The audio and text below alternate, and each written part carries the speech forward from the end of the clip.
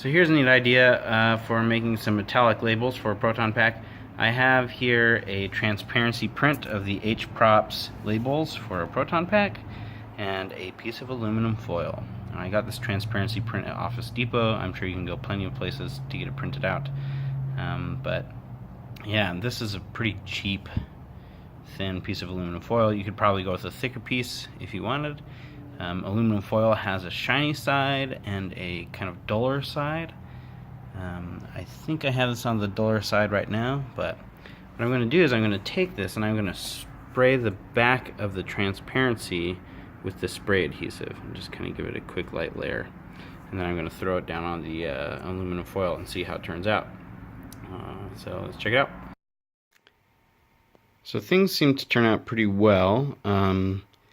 The process that I used to put it on was I took the transparency. Let me grab another one here. This is a full-sized printout. It's a little bit bigger than this one. This is an 80% for a Spirit Halloween pack.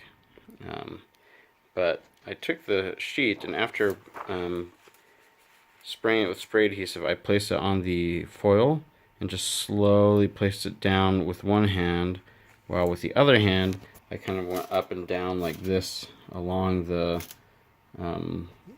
transparency to make sure that it went on smoothly without any air bubbles. And even if there was a little bit of wrinkling or air bubbles, I just kind of, ran my hand over it and they cleared out pretty well. And you could probably even use kind of like some kind of a tool or flat, object to straighten it out even further. Just do it from the transparency side on the plastic so that you're not doing it on the aluminum, because the aluminum can break.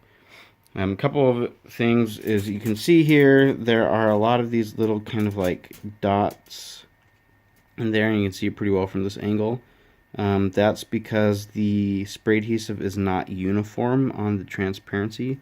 I almost wonder if I went too light, that if I went a little bit just gave a little bit more, it would be more uniform, but I'm not sure. I guess trial and error is going to be key here. Like, I have another sheet I'm going to do for a regular size Proton pack, and the other thing that is going on here is you can see kind of like small bumps and imperfections of the aluminum foil, which I don't particularly mind.